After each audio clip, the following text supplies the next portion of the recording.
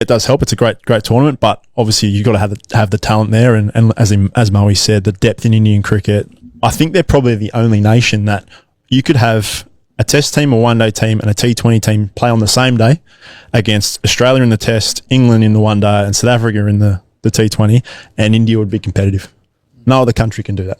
Mitchell Starc का ये कहना है कि इस वक्त वर्ल्ड क्रिकेट में जितनी भी बड़ी बड़ी टीमें हैं उसमें से सिर्फ इंडिया वाहिद टीम है जो एक ही वक्त में टेस्ट, वनडे, T20 मुख्तलिफ टीमों के खिलाफ एक दिन में खेल सकती है।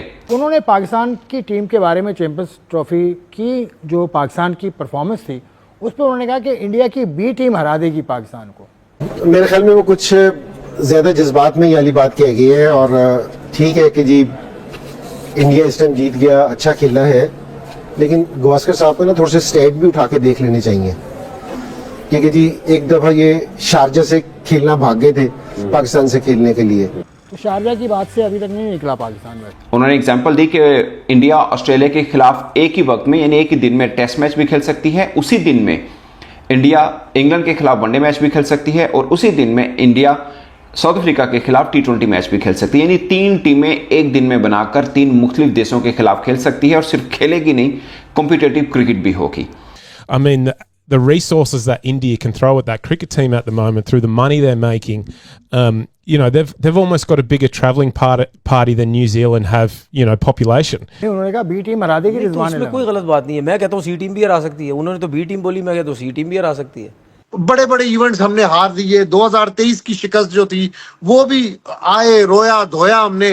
2024 की शिकस्त को भी हमने इसी तरह रो धो के गुजार दिया।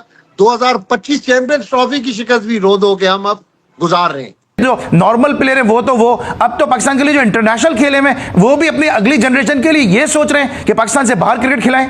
रही बात ये कि शारजा में हम खेलते थे, देखें उस टाइम तो सबको समझ आती थी ना कि आपकी टीम बहुत ऊपर है, इनकी टीम बहुत नीचे है, लेकिन दुनिया आगे जाती रही तो हम नीचे जाते रहे, दूसरी टीम ऊपर जाती रही। तो ये सोचने की किसकी बात है? लॉर्ड्स को 4 मिलियन पाउंड का नुकसान हुआ क्योंकि उनकी इंडियन टीम अच्छा कर रही है। देखो ना, लास्ट 3 आईसीसी इवेंट में सिर्फ वो 1 मैच हारी है, 2 WTC के बैक टू बैक फिनाले खेली है। अब एक बार उनकी टीम खाली फाइनल में नहीं गई तो आप देखो कि लॉर्ड्स को इतना घाटा हो गया।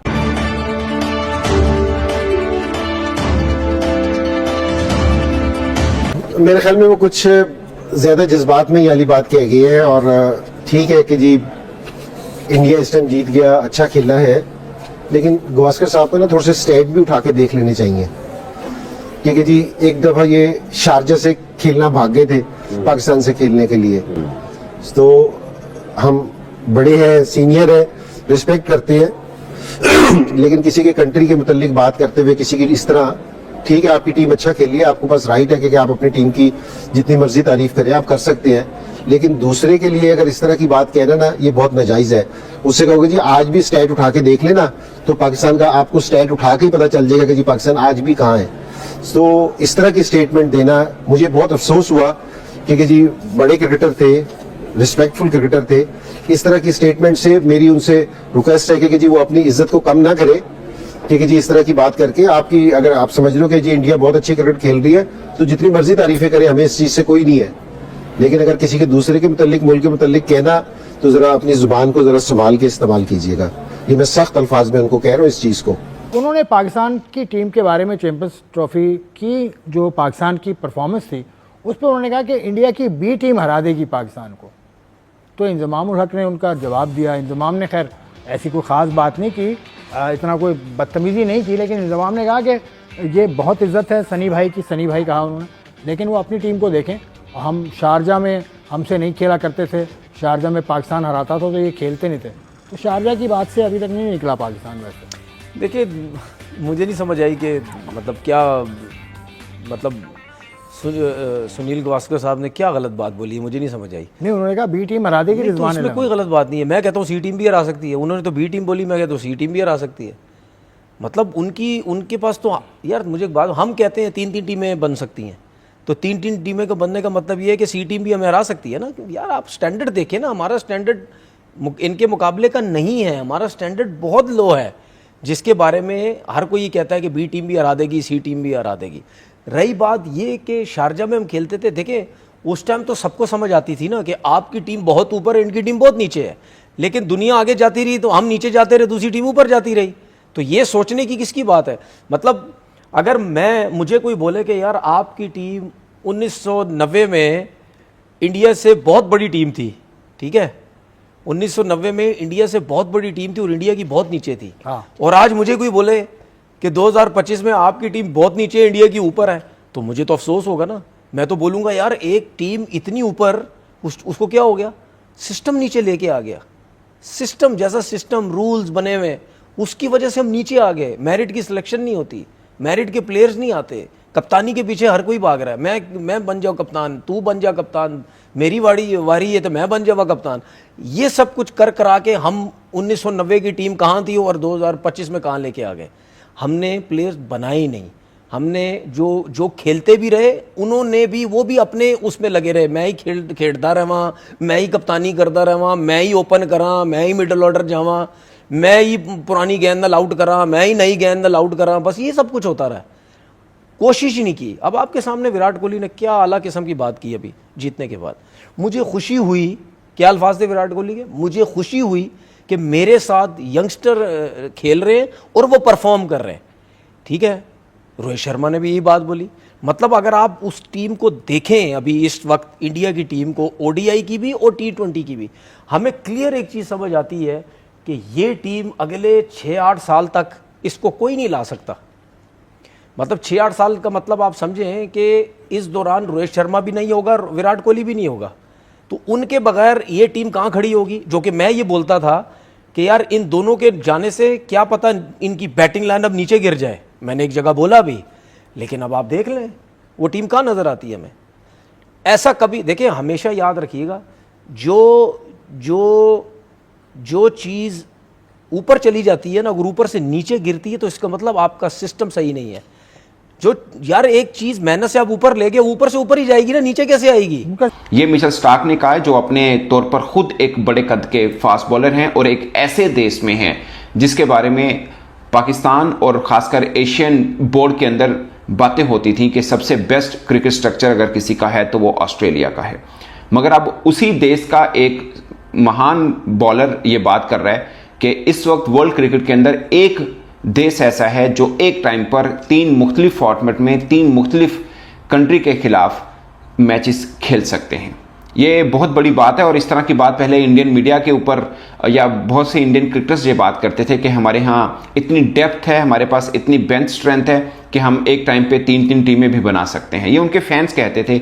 अब मिचेल स्टार्क कह रहे हैं, वो ऑस्ट्रेलिया में एक लोकल यूट्यूब के ऊपर इंटरव्यू दे रहे थे और उन्होंने बात की। उनसे फिर सवाल हुआ कि आपको क्या लगता है कि आईपीएल की वजह से ये कुछ हो रहा है। उन्होंने बोला कि मुझे श्योर नहीं है कि आईपीएल की वजह से हो रहा है, मगर आईपीएल ऑफ कोर्स बहुत बड़ा एक टूर्नामेंट है जिसके अंदर उसके लिए उनका लोकल टैलेंट डेप्थ बहुत ज़्यादा है और बहुत टैलेंटेड क्रिकेटर ही आईपीएल खेल सकता है, ये मिचेल स्टार्क ने बोला।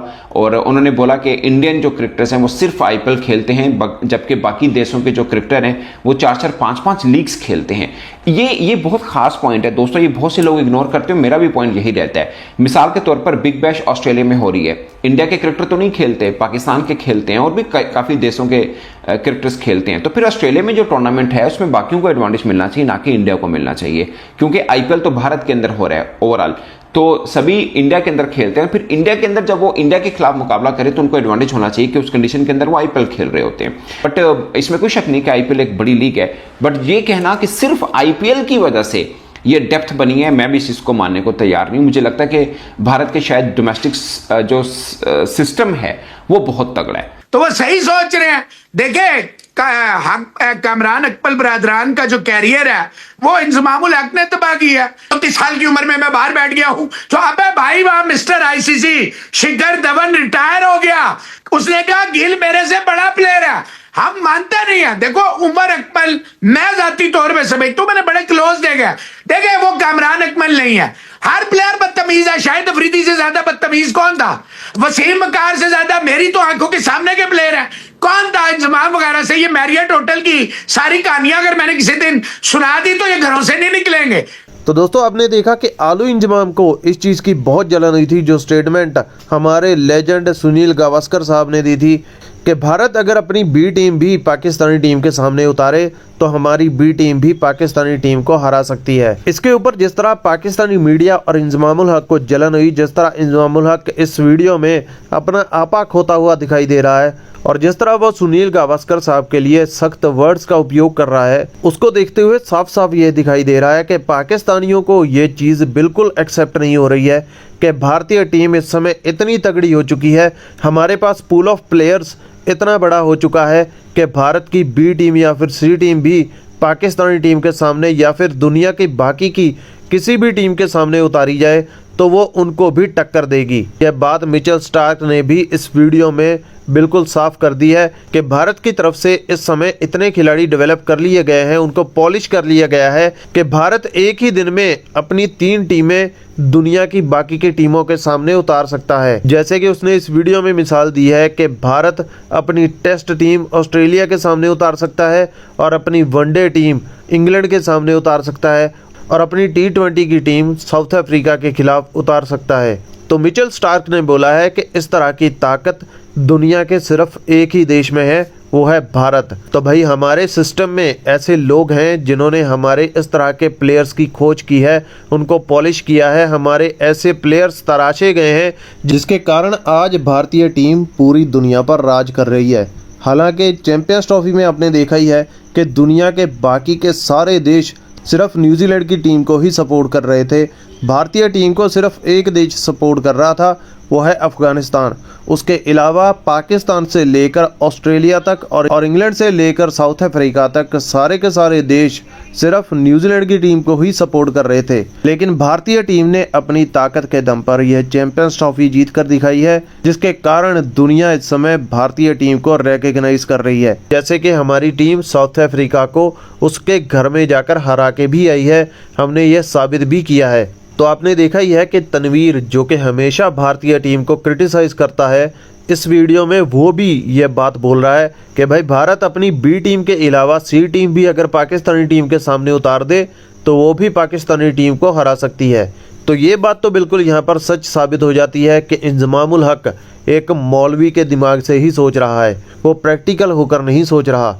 उसको ये नहीं दिखाई दे रहा है कि भारत के पास इस समय इतने बड़े खिलाड़ी आ चुके हैं जिनसे पाकिस्तानी टीम तो बिल्कुल टक्कर नहीं ले सकती। हाँ, ये है कि हम इस समय थोड़ा सा फास्ट बॉलिंग में लैग कर रहे हैं, या फिर अगर हमारे पास हैं तो उनको आगे सिस्टम में नहीं लाया जा रहा है। वरना अगर भारत के पास 3-4 और तगड़े फास्ट बॉलर्स आ जाएं तो भारतीय टीम दुनिया में कभी भी अपनी 3 टीमें किसी भी वक्त उतार सकती है। बाकी दोस्तों, वीडियो अच्छा लगा तो वीडियो को लाइक कीजिए, चैनल पर नए हो तो सब्सक्राइब कीजिए। मिलते हैं नेक्स्ट वीडियो में, तब तक के लिए जय हिंद।